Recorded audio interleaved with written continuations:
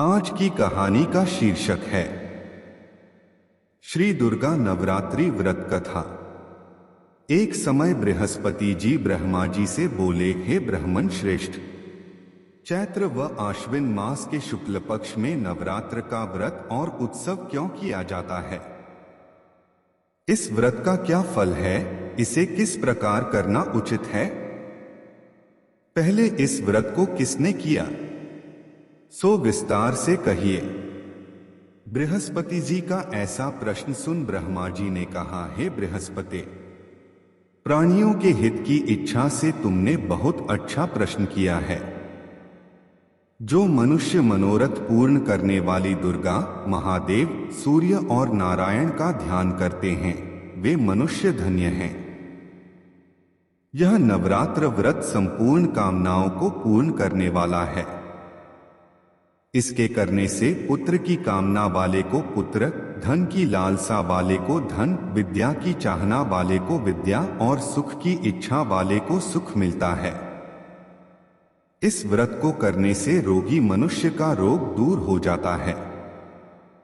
मनुष्य की संपूर्ण विपत्तियां दूर हो जाती हैं और घर में समृद्धि की वृद्धि होती है। बंध्या को पुत्र प्राप्त होता है। समस्त पापों से छुटकारा मिल जाता है और मन का मनोरथ सिद्ध हो जाता है। जो मनुष्य इस नवरात्र व्रत को नहीं करता, वह अनेक दुखों को भोगता है और कष्ट व रोग से पीड़ित हो अंगहीनता को प्राप्त होता है। उसके संतान नहीं होती और वह धन धान्य से रहित हो भूख और प्यास से व्याकुल घूमता फिरता है तथा संज्ञाहीन हो जाता है। जो सधवा स्त्री इस व्रत को नहीं करती, वह पति सुख से वंचित हो नाना दुखों को भोगती है।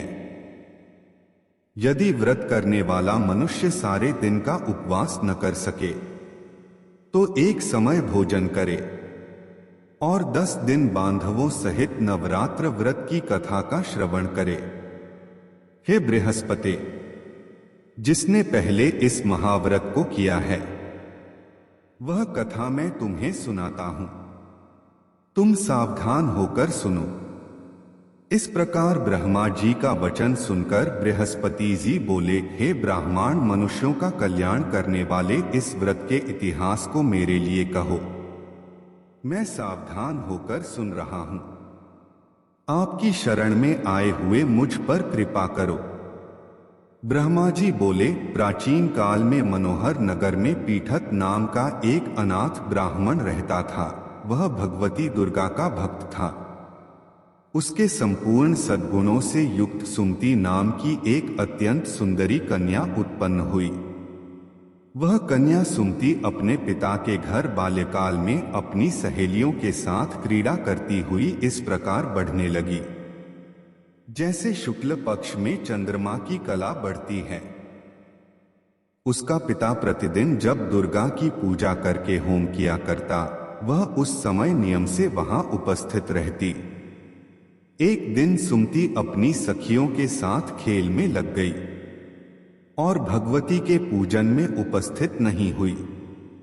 उसके पिता को पुत्री की ऐसी असावधानी देखकर क्रोध आया और वह पुत्री से कहने लगा, अरे दुष्ट पुत्री, आज तूने भगवती का पूजन नहीं किया, इस कारण मैं किसी कुष्ठ रोगी या दरिद्र मनुष्य के साथ तेरा विवाह करूंगा। पिता का ऐसा वचन सुन सुमति को बड़ा दुख हुआ और पिता से कहने लगी, हे पिता, मैं आपकी कन्या हूं तथा सब तरह आपके अधीन हूं। जैसी आपकी इच्छा हो वैसा ही करो। राजा से, कुष्ठी से, दरिद्र से अथवा जिसके साथ चाहो मेरा विवाह कर दो, पर होगा वही जो मेरे भाग्य में लिखा है। मेरा तो अटल विश्वास है। जो जैसा कर्म करता है, उसको कर्मों के अनुसार वैसा ही फल प्राप्त होता है, क्योंकि कर्म करना मनुष्य के अधीन है, पर फल देना ईश्वर के अधीन है। जैसे अग्नि में पड़ने से तृणादि उसको अधिक प्रदीप्त कर देते हैं। इस प्रकार कन्या के निर्भयता से कहे हुए वचन सुन उस ब्राह्मण ने क्रोधित हो अपनी कन्या का विवाह एक कुष्टी के साथ कर दिया और अत्यंत क्रोधित हो पुत्री से कहने लगा, हे पुत्री, अपने कर्म का फल भोगो, देखें भाग्य के भरोसे रहकर क्या करती हो। पिता के ऐसे कटु वचनों को सुन सुमति मन में विचार करने लगी, अहो, मेरा बड़ा दुर्भाग्य है जिससे मुझे ऐसा पति मिला। इस तरह अपने दुख का विचार करती हुई वह कन्या अपने पति के साथ वन में चली गई और डरावने कुशायुक्त उस निर्जन वन में उन्होंने वह रात बड़े कष्ट से व्यतीत की। उस गरीब बालिका की ऐसी दशा देख देवी भगवती ने पूर्व पुण्य के प्रभाव से प्रकट हो सुमति से कहा, हे दीन ब्राह्मणी, मैं तुझसे प्रसन्न हूं, तुम जो चाहो सो वरदान मांग सकती हो। भगवती दुर्गा का यह वचन सुन ब्राह्मणी ने कहा, देवी आप कौन हैं? कृपया मुझे बताएं। ब्राह्मणी का ऐसा वचन सुन देवी ने कहा कि मैं आदि शक्ति भगवती हूं और मैं ही ब्रह्म विद्या व सरस्वती हूं। प्रसन्न होने पर मैं प्राणियों का दुख दूर कर उनको सुख प्रदान करती हूं। हे ब्राह्मणी, मैं तुझ पर तेरे पूर्व जन्म के पुण्य के प्रभाव से प्रसन्न हूं। मैं तुम्हें तुम्हारे पूर्व जन्म का वृतांत सुनाती हूं। सुनो, तू पूर्व जन्म में निषाद भील की स्त्री थी और अति पतिव्रता थी। एक दिन तेरे पति निषाद ने चोरी की। चोरी करने के कारण तुम दोनों को सिपाहियों ने पकड़ लिया और ले जाकर जेल खाने में कैद कर दिया। उन लोगों ने तुझको और तेरे पति को भोजन भी नहीं दिया। इस प्रकार नवरात्र के दिनों में तुमने न तो कुछ खाया और न जल ही पिया। इस प्रकार 9 दिन तक नवरात्र का व्रत हो गया। हे ब्राह्मणी, उन दिनों में जो व्रत हुआ, इस व्रत के प्रभाव से प्रसन्न होकर मैं तुझे मनोवांछित वर देती हूं। तुम्हारी जो इच्छा हो सो मांगो। इस प्रकार दुर्गा के वचन सुन ब्राह्मणी बोली, अगर आप मुझ पर प्रसन्न हैं तो हे दुर्गे, मैं आपको प्रणाम करती हूं। कृपा करके मेरे पति का कोढ़ दूर करो। देवी ने कहा, उन दिनों तुमने जो व्रत किया था, उस व्रत का एक दिन का पुण्य पति का कोढ़ दूर करने के लिए अर्पण करो। उस पुण्य के प्रभाव से तेरा पति कोढ़ से मुक्त हो जाएगा। ब्रह्मा जी बोले। इस प्रकार देवी के वचन सुन वह ब्राह्मणी बहुत प्रसन्न हुई और पति को निरोग करने की इच्छा से जब उसने तथास्तु ठीक है ऐसा वचन कहा, तब उसके पति का शरीर भगवती दुर्गा की कृपा से कुष्ठ रोग से रहित होकर अति कांतिवान हो गया। वह ब्राह्मणी पति की मनोहर देह को देख देवी की स्तुति करने लगी, हे दुर्गे, आप दुर्गति को दूर करने वाली, तीनों लोगों का संताप हरने वाली, समस्त दुखों को दूर करने वाली, रोगी मनुष्य को निरोग करने वाली, प्रसन्न हो, मनोवांछित वर देने वाली और दुष्टों का नाश करने वाली जगत की माता हो।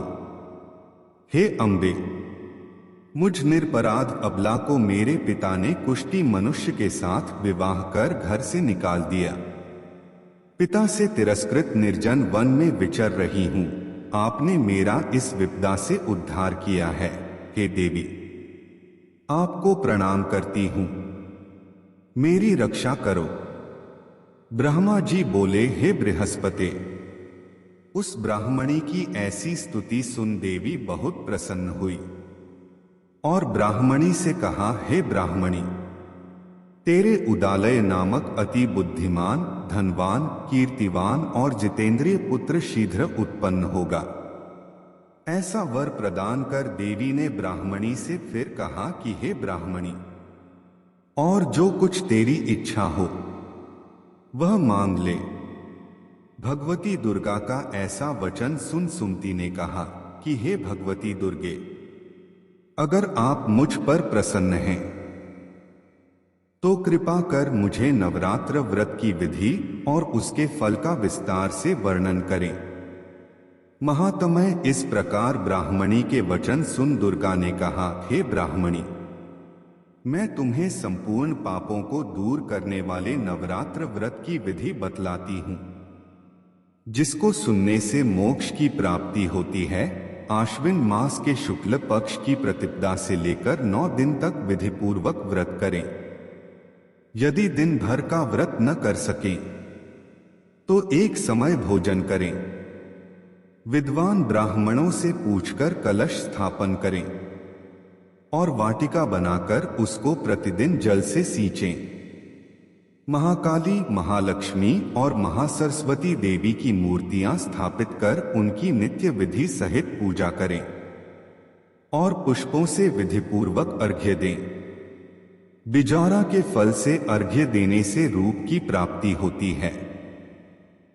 जायफल से अर्घ्य देने से कीर्ति, दाख से अर्घ्य देने से कार्य की सिद्धि होती है, आंवले से अर्घ्य देने से सुख की प्राप्ति और केले से अर्घ्य देने से आभूषणों की प्राप्ति होती है।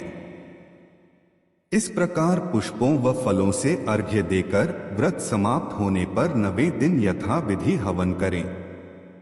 खांड, घी, गेहूं, शहद, जौ, तिल, बिल्व, बेल, नारियल, दाख और कदम आदि से हवन करें। गेहूं से होम करने से लक्ष्मी की प्राप्ति होती है। खीर एवं चंपा के पुष्पों से धन की और बेल पत्तों से तेज व सुख की प्राप्ति होती है। आंवले से कीर्ति की और केले से पुत्र की, कमल से राज सम्मान की और दाखों से संपदा की प्राप्ति होती है। खांड, घी, नारियल, शहद, जौ और तिल तथा फलों से होम करने से मनोवांछित वस्तु की प्राप्ति होती है। व्रत करने वाला मनुष्य इस विधि विधान से होम कर आचार्य को अत्यंत नम्रता के साथ प्रणाम करे और यज्ञ की सिद्धि के लिए उसे दक्षिणा दे। इस प्रकार बताई हुई विधि के अनुसार जो व्यक्ति व्रत करता है उसके सब मनोरथ सिद्ध होते हैं, इसमें तनिक भी संदेह नहीं है। इन 9 दिनों में जो कुछ दान आदि दिया जाता है उसका करोड़ों गुना फल मिलता है। इस नवरात्र व्रत करने से अश्वमेध यज्ञ का फल मिलता है। हे ब्राह्मणी, इस संपूर्ण कामनाओं को पूर्ण करने वाले उत्तम व्रत को तीर्थ, मंदिर अथवा घर में विधि के अनुसार करें।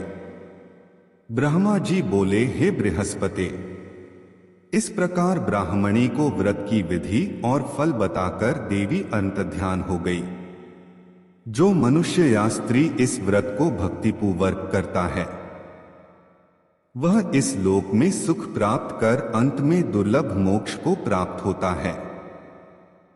हे बृहस्पति, यह इस दुर्लभ व्रत का महात्म्य है जो मैंने तुम्हें बतलाया है। यह सुन बृहस्पति जी आनंद से प्रफुल्लित हो ब्रह्मा जी से कहने लगे कि हे ब्राह्मण, आपने मुझ पर अति कृपा की जो मुझे इस नवरात्र व्रत का महात्म्य सुनाया। ब्रह्मा जी बोले कि हे बृहस्पति, यह देवी भगवती शक्ति संपूर्ण लोकों का पालन करने वाली है। इस महादेवी के प्रभाव को कौन जान सकता है। बोलो देवी भगवती की जय। दोस्तों, अगर आप आगे भी ऐसी धार्मिक कहानी सुनना चाहते हैं तो वीडियो को लाइक करें और चैनल पर नए हो तो चैनल को सब्सक्राइब करें। हमारे साथ अंत तक बने रहने के लिए धन्यवाद।